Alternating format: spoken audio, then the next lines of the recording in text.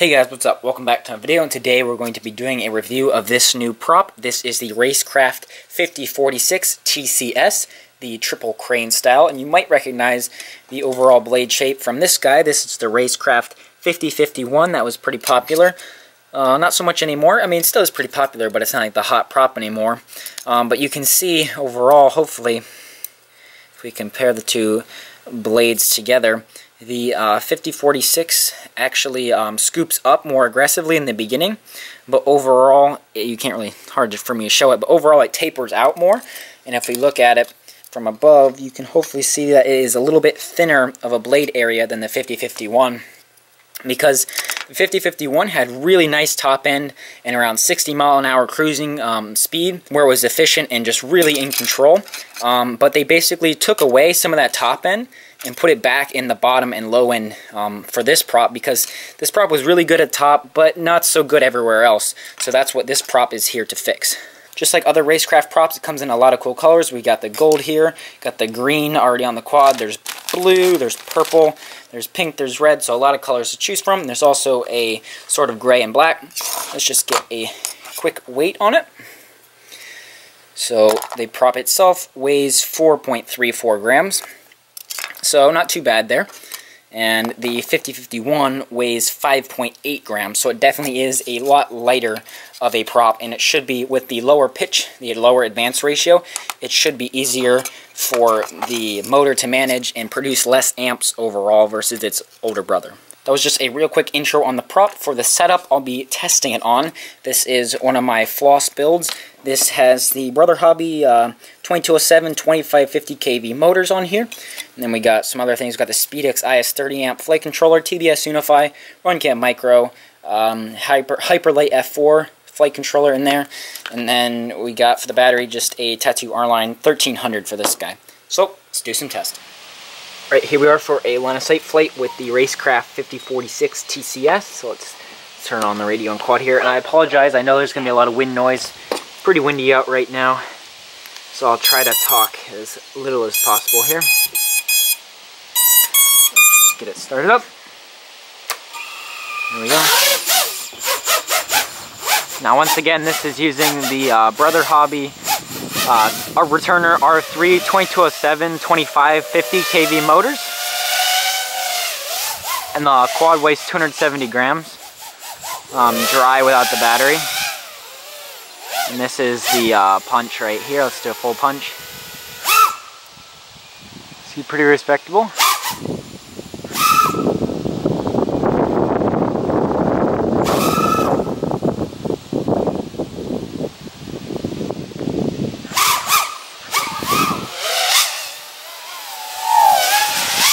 Just the half throttle cruising speed. Got a pretty high cruise speed, this prop, similar to the bigger brother, the 5051. Just tamed down a little bit.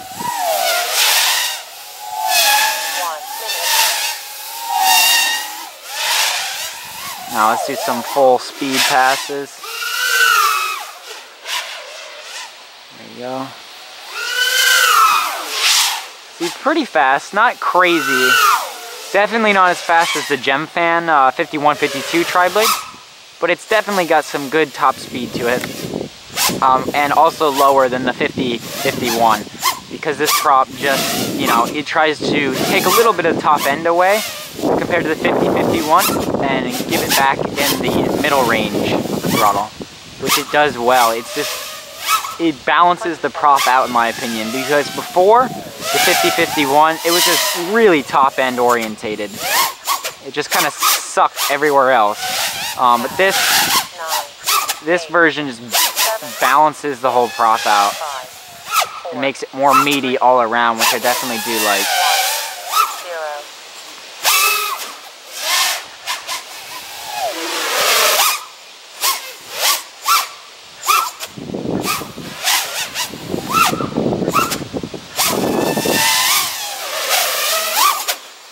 Got a pretty nice sound to it with those little wing tips on it. Keeps it decently quiet.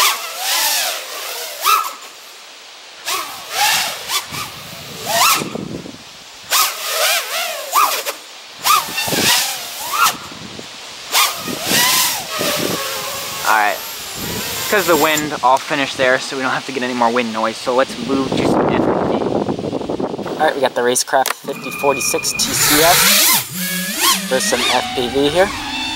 Sorry in advance for any wind noise. I'm trying to stand in a spot where it won't be very bad. Kind of blocked. Just flying around here.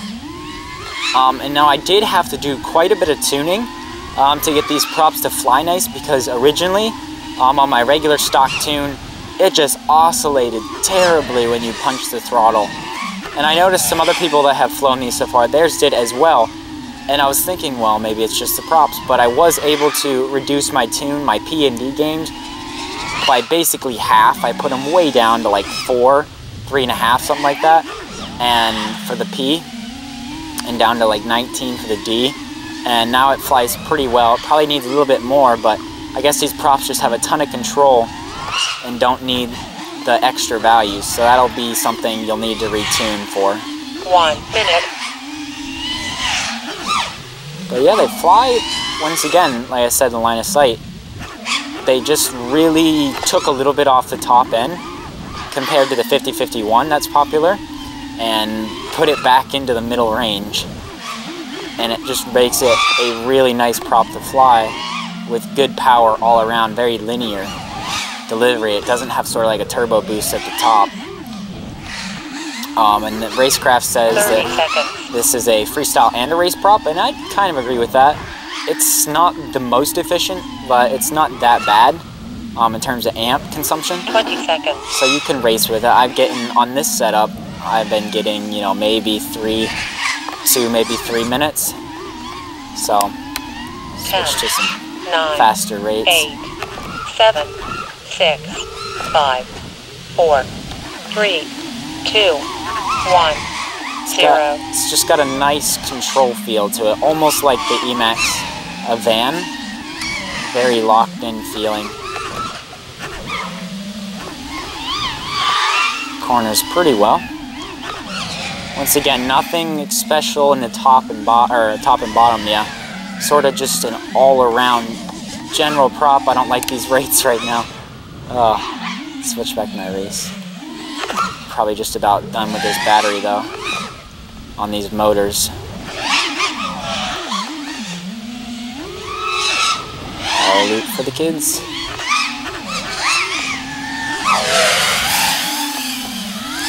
Yeah, just general good feeling prop all around. Nice addition to the RaceKraft lineup. And this battery is just about done now.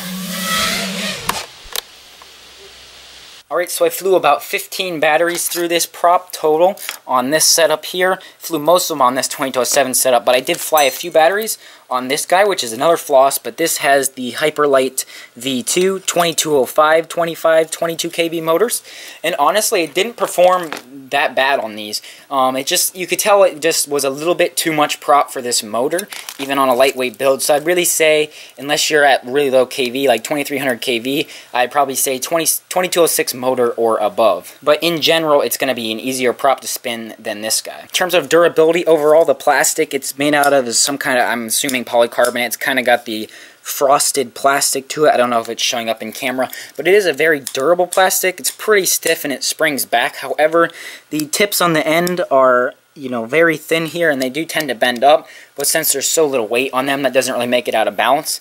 However, when you hit the ground and stuff, I found that the prop tends to bend right along here towards the hub. It sort of bends up or down. So the durability isn't the greatest. I'd say it's pretty much on par with the Gemfan 5152. These tend to bend right here, so it's a little bit harder to bend those back and rebalance them out.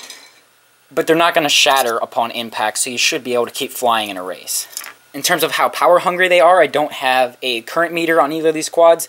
However, I still was able to achieve 2 to 3 minutes on a 1300 R line, even on this 2207 setup. So it's really not that bad. It's definitely drawing more current than a, like say, an HQ V1S blade or a Dow T5040 V2. That sort of style blade, that's very efficient. So these are going to be drawing more amps. However, it was definitely less than, once again, the Gemfan 5152 and something like the Emax Van. I'm not even able to finish 2 minutes on this setup. with those. So it's kind of in the middle of the road for efficiency, I'd say. Now, one thing I did mention in the FPV flying, I had to retune my quad pretty much completely to get these to be flyable on here. On both setups, they just, with a normal, even with a stock Betaflight tune, they oscillate really badly upon full throttle. I had to drop my P and D gains way down. The P is to like 3 and 4. The yaw I left at still 8. The yaw doesn't really matter. And the D gains I had to drop to like 19 or 20 when I had them at like 35 from other setup. So you're definitely going to need to retune for these props, or at least just drop everything down in general. But I did leave the I gains alone because those don't really matter that much for this. But that is quite interesting that perhaps this prop, you know, it just has more overall general control and it doesn't need the high P gains to compensate. The top speed for this prop, you know, wasn't fantastic, but it certainly isn't a slow prop, especially on a large motor like these 2207s. It certainly does get around well, but, you know, it's not the turbocharger that the 5051 was. However, I definitely do like it a lot more than the 5051. I only flew these for a couple flights, and I just didn't like them at all because they lacked any low and mid-end, you know, torque and control for flying. And RaceKraft is marketing this for racing and freestyle, and I think it's pretty decent prop because it really has a linear throttle feel throughout the whole band. And I felt that, you know, for low-end, you know, sort of acrobatic flipping over trees and stuff, it held up well as sort of higher throttle full straights for racing.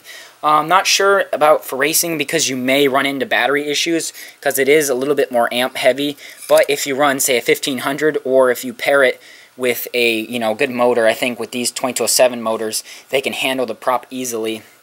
As long as you're not punching to full constantly, I think you'd be able to handle it for the duration of the race without completely destroying your battery. So yeah, overall I think they're a pretty decent option and a good addition to the RaceKraft lineup. If you like the 5051s, maybe give these a try. There'll be a link down below to Prop City if you're interested. They should have all the colors right now. Please subscribe, and I'll see you in the next one. Bye.